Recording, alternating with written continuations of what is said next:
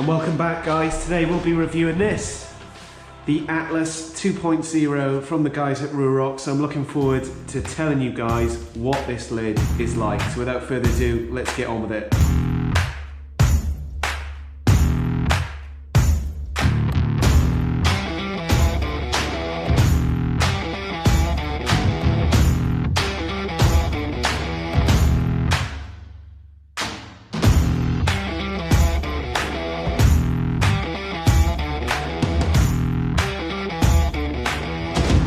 Okay, before I start talking about the Atlas 2.0, just need to put a disclaimer out there. I'm not paid to do this. Ruroc haven't asked me to do it. I have received the Atlas 1.0 free of charge in the past from them. I've given them some feedback on what I thought about that helmet. I put it away, and now they've got the Atlas 2.0, which I've been testing over the last couple of days. So today's review will be honest, straight to the point, no BS, and guys, as I always say, take it as an opinion. So in terms of what you get, the Atlas comes in this nice black box, which we can shuck over there, and then straight in front of us then we've got all the bits. So just going through it, you get extra padding, very nice. Obviously the helmet, which we'll talk about in more detail. You get the Atlas Shockwave. Now, in the past, I had this sent to me and it went into the Atlas 1.0. Full transparency, I couldn't hear a thing. So it'll be interesting to hear what this is like with the improvements they've made on that. I'll just chuck this over there. Next, you get a spare lens. Now, I've changed the lens already. I've put, let me take this off, this protective cover. So as you can see, I've got the black lens on it at the moment, which I think looks super cool. Let's put that down.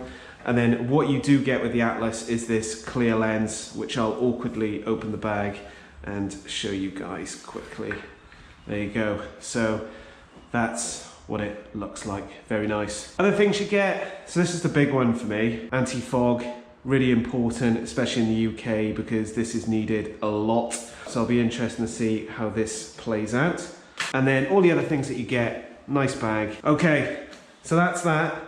Let me talk about my first impressions of the Ruroc. The key areas that I was looking for Atlas to improve on was definitely the airflow. When I tried on the 1.0, it was just a little bit overwhelming with the amount of airflow that came into the helmet. For a vlogger like myself, when I'm doing reviews on the Harleys, it's really important that everyone can hear my voice, whether they like it or not. And it just wasn't really compatible for what I wanted to do, and that's one of the main reasons why I actually put it away. But with the 2.0, I'm excited that they've sorted that out. I have taken the padding out, and they've clearly covered up all the airflow intake, which is located around this area. And taking it out on the road yesterday, I could definitely feel and hear those improvements. But from a vlogging perspective, today I've got my microphone set up, so it'll be interesting to see, and I haven't tested it with the vlogging stuff on, what it's actually like. Is my voice clear when it's coming through, or is it crackling? Other things that I wanted to see more of an improvement on was more of a quick release with the visor. So with the 1.0, you guys will probably remember, it had an Allen key attachment here. So you get an Allen key out and you twist it and it'd come off, and I just thought it was really unfinished. But this time around they've got a little turn knob, for use of a better word, which again, just twist it to the left, keep your fingers on it because it will fall out, and then it just pops off like so. So a much easier, cleaner finish to the helmet then, and then just turn around like so and it's ready to go. Other things that you feel straight away with the Atlas 2.0, and actually same with the 1.0, is the weight on it. You know, you can see this thing weighs 1,450 grams. It's super light, and if we go for a comparison, I've been using my, as you can see here, my Shoei GT-Air for the last, I think it's coming up to 3 years now, and the weight difference is incredible. I'd say this is probably 60% of the weight of the Shoei GT-Air. You know, that makes a difference when you're doing long rides as well. So as I've got my Shoei on me now, I think it's probably a good thing to compare both of these. And one of the things that I'm always looking at is padding and the chin curtain as well. So if I look at my Shoei GT-Air 1, super duper comfy pads in here, lots of it as well, and a really, really good chin curtain. not just in material, but actually the length of it. So that really comes right under my chin, taking away any airflow then. If I leave that like that without damaging it. If I turn over the Atlas 2.0, first thing that I personally notice is that the chin curtain still, for me, is not long enough. Ideally, I would, as you know, you can see my microphone there as well. I'd like the chin curtain to come approximately about here. And if I compare both helmets, you can see that there's quite a substantial difference there. Other things, the padding itself inside, although it doesn't look a lot, it's actually really comfy on, guys. Would I say it's the same quality as the Shoei GT-Air in terms of the amount of padding, the softness of it? And I would say no. However, it's not far off in my, again, my opinion alone. And actually when you're wearing it, it feels nice and light. Lots of airflow still comes in, so you get that constant circulation from the head, because during summer periods, and bearing in mind I live in the UK, this is really hot. This gets super duper hot, and I'm a, how can I put it, a warm weather rider. I don't ideally like to go out in freezing cold weather, so overall this would probably suit me better for the type of riding that I do. What I'm definitely enjoying with this new type of helmet is the pinlock style. They call it the pinlock, I think. But for me, it's a really easy strap mechanism to use. I much prefer it compared to the D-lock here. Let me just demonstrate how easy it is. That's it. Just magnetically clips in, and then just to pull it off like so. Absolutely easy. Okay, so just about to go out on the road. Just thought I'd put the pinlock in, get that anti-fog working. So I'm just going to peel this all the way back. Tidy. There we go. So hopefully that'll stop any fogging going on. Let's put this back on the helmet, like so. One of the things that you do notice, guys, is that because the attachments are so tight, they're so close, that it does scratch the helmet. As an example, you can see it right there, which is a little bit frustrating if I'm honest. Let's get one side in, tighten that, perfect. Move that around, get this part in, there we go, click, clunk, and then tighten that in, there you go. So really straightforward, guys. Nice seal as well. Let's get on the road.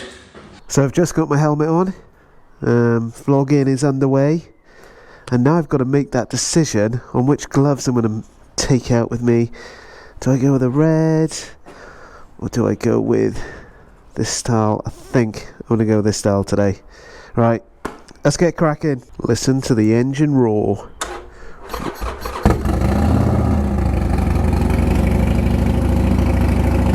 Here we are, vlogging underway. No matter what happens, guys, with the sound, this vlog is being released, so I am hoping this is going to be my next vlogging helmet. So first impressions, whilst I'm just trundling along, there's a little bit of wind flow that I can hear squeaking in the top end of my helmet, but the one thing I must admit is just the lightness of the helmet. Feels good, damn good.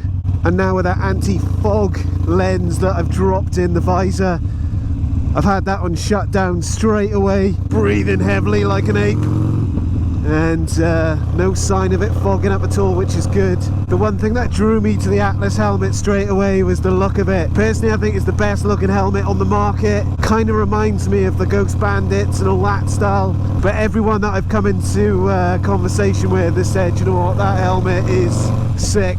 I think the only unfortunate thing with Ruroc is that because it's an online company, therefore the helmets aren't supplied in any shops. It's just a bit of a task for you guys trying to make sure that it all fits and feels good. But you never know, when you guys see me out and about and you just want to try this helmet on, you just ask me. But before I do that, let's just get through this COVID-19 period. It's coming out of this roundabout, we can start to open it up. Just want to feel and hear what that airflow is like. roads are still really wet. To me, it's a much better improvement on the Atlas 1.0. I think you can go a little bit further. I think it needs a much longer chin guard, and I'd love it if Ruroc could do almost like an optional one that you could just purchase perhaps. The other thing that I'm having difficulty with is when your visor's locked in, lift that visor up, and I'm really finding it difficult at the moment. I think that's something that Ruroc just need to re-look at again and see what they can do better. So at the national speed limit of 60, what does the helmet feel like? Well, obviously the airflow will increase, but there's nothing major at all. My only hope is that from a vlogging perspective, it's picking up my voice clearly and there's not too much wind noise. So without further ado, let's get back to the Harley Man Cave. Just got back from the ride. I've listened to the footage on the GoPro and it's all good, which I'm super stoked about. Now the question I'm asking myself is this going to be my #1 go-to helmet? Is this going to be my motovlogging helmet? Is it going to be the helmet that I use every day through winter and summer? And the answer to that is absolutely yes. Okay, I'm going to be absolutely honest. There are still some elements that need improvement on this. And one of those at the top of the list for me is got to be this mechanism here. Because at the moment what I'm finding is that when that's locked in, trying to lift that up, and I'm having trouble now in all honesty, when you're riding along is pretty much impossible. Now in usual circumstances, my Shoei, if that situation happened, I'd need to pull over because the visor would fog up and it'd be an absolute safety hazard, to be frank. But with this, obviously you've got the anti-fog lens and that's working absolutely amazingly. So I was happy enough to keep that visor locked down. In terms of the ventilation, it's got bags of ventilation still, but not too much that you're going to feel absolutely windswept and you're getting a lot of wind noise in the helmet, which I didn't. The other areas of improvement where I think Ruroc can step it up a bit is just by here, which is the chin guard. I still feel that can go from there to around here, and I think that'll take further noise away from this helmet. Now I haven't tried the shockwave yet, which goes into here. What I will do is a separate honest review on that. As I explained earlier with the Atlas 1.0, when I put that shockwave in, put my music on, I couldn't hear an absolute thing. So I'm going to do a review on that and let you guys know what that's like. So there you go guys, that's my honest review on the Atlas 2.0. I've really liked it. I hope if you guys have got one, you like it as well. Please feel free to drop any comments in the comment section below and I will answer to the best of my ability. But as always, stay safe. See you on the next test ride. Motonewbrider.